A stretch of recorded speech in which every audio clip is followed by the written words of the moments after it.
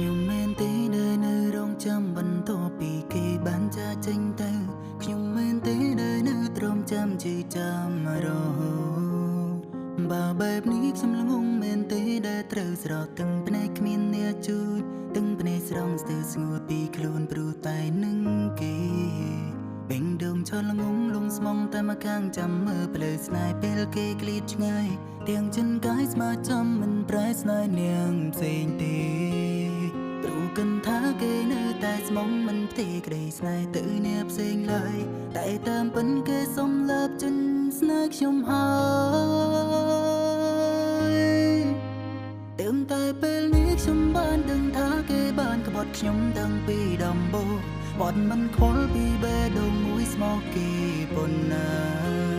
ស្មោកមិនប្រែស្មោកគិនថាមិនអាចស្នេហ៍នាងណាក្រៅពីគេព្រោះបេះដូងបានឲ្យទៅគេគ្មានចំណែកស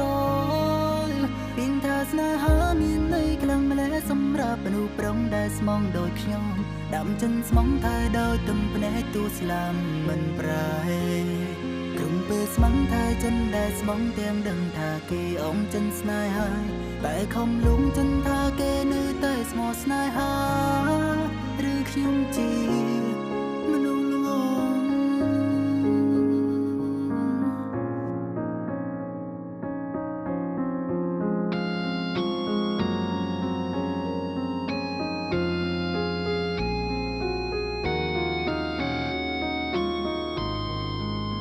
បេងដូងឆលងងលងស្មងតែមកខាងចាំមើលផ្លូវស្នេហ៍ពេលគេក្លៀតឆ្ងាយទាំងចិនកាយស្មាចំមិនប្រែស្នេហ៍នាងផ្សេងទេព្រោះគិនថាគេនៅតែស្មងមិនផ្ទេរក្តីស្នេហ៍ទៅអ្នកផ្សេងឡើយតែតាមពិនគេសុំលើបចិនស្នេហ៍ខ្ញុំហើយ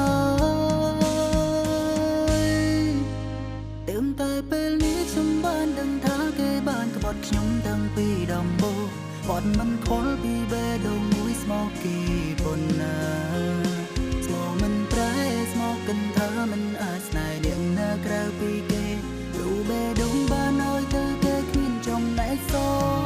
ល់ពីងថាស្នេហាមានន័យខ្លាំងម្ល៉េះសម្រាប់មនុស្សប្រុងដែលស្មងដូចខ្ញុំដាំចិនស្មងថាដោយទំភ្នែកទូស្លាមមិនប្រែក្រុមពេលស្មងថាចិនដែលស្មងទាំងដឹងថាគេអងចិនស្នេហាតែខំលងចិនថាគេនៅតែស្មោះស្នេហាឬខ្ញុំជាមនុស្សល្ងងតែពេលនេះខ្ញុំបានដឹងថាគេបានក្បត់ខ្ញុំតាំងពីដំបូងបត់មិនខ្វល់ពីបេះដូងមួយស្មោកគេប៉ុណ្ណាស្មោះមិនប្រែស្មោកគិនថាមិនអាចស្នេហ៍នាងណាក្រៅពីគេព្រោះបេះដូងបានឲ្យទៅគេគ្មានចំណែកស